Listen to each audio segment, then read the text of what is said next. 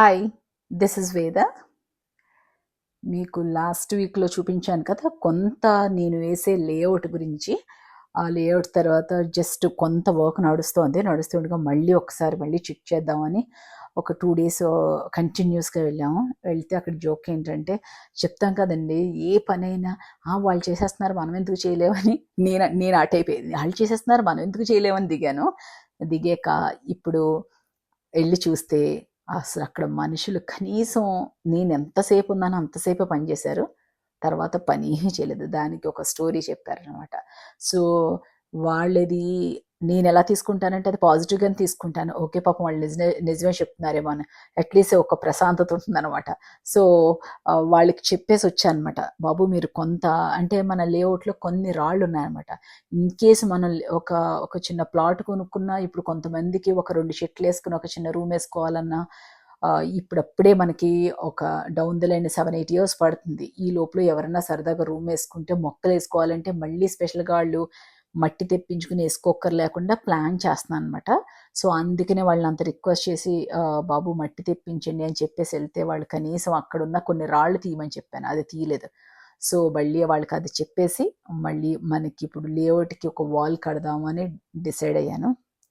But నాకేంటంటే మనం చేసేది చాలా అదో ప్రతి ఒక్కళ్ళు అలాగే ఆలోచిస్తారు, మనం చేసేది చాలా యూనిక్ స్పెషల్ అని ఆలోచిస్తారు. అలాగే ట్రై చేస్తే అసలు మనం చేసే పనికి మనకు వచ్చే మనకి అసలు సంబంధమే లేకుండా ఒక వాల్ కట్టాలంటే, నేను అనుకున్న వాల్ కట్టాలంటే అది 50 ఎకరానికి వేసినా అంత ప్రాఫిట్స్ వచ్చినా అంత మనకి తెలియదు కదా. ఈ వాల్స్కి అయ్యి ఎంత అవుతుందనే తెలియదు కదా. ఫుల్ హై లెవెల్లో వేసుకుని వెళ్ళాను కొన్ని వాల్స్ చూసి ఇలాంటి వాల్స్ కట్టాలని. బట్ తర్వాత తెలిసింది చాలా చాలా ఎక్స్పెన్సివ్ అని. సో మన బడ్జెట్ తగ్గట్టు అలా అని కొనుక్కున్న వాళ్ళు కూడా నష్టపోకుండా వాళ్ళకి ప్లస్ అయ్యేటట్టు ఎలాంటిది పెడితే బాగుంటుంది అనేది రీసెర్చ్ మొదలు పెట్టాము.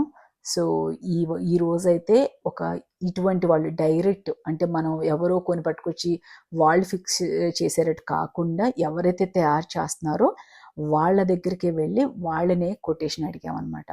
అడిగినప్పుడు వాళ్ళు ఎక్స్ప్లెయిన్ చేసింది, ఈవెన్ నాకు దీంట్లో ఒక ఆల్మోస్ట్ 20-30% అసలు సబ్జెక్టే తెలియదు అనమాట. సో వాళ్ళు చెప్పిన నేను నోట్ చేసుకుని తర్వాత అసలు ఏం చేయాలి, అసలు ఏంటి అనేది నోట్ చేసుకున్నాను. అలాగే వీళ్ళతో పాటు ఇంకొక ఇద్దరిని కనుక్కున్నాను. దీంట్లో ఆ వీడియోస్ కూడా కొన్ని యాడ్ చేశాను.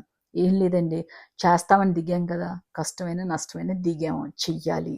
But so far going on good. కొద్దిగా అందరూ బాగానే సపోర్ట్ చేస్తున్నారు. ఈ చిన్నదంటారా, మన లాస్ట్ 7-8 years నుంచి వర్కర్స్తో చేయించుకుని ఓకే కొంత నాలెడ్జ్ వచ్చింది. మనం చెప్తే వాళ్ళు వినరు, వాళ్ళు చెప్పేది మనం వినేసి మనకు నచ్చినట్టు చేంజ్ చేసుకుంటే బెస్ట్ అనేది ఎప్పుడు ఈ రోజు ఉన్న నా మైండ్ సెట్ అనమాట. అందుకని వాళ్ళ చేత చేయించుకోవడం కూడా కొద్దిగా ఈజీ అవుతుంది అనమాట. లేకపోతే ఫుల్ స్ట్రెస్, మనం చెప్పింది ఒకటి ఉంటుంది, అక్కడ చేసేది ఒకటి ఉంటుంది.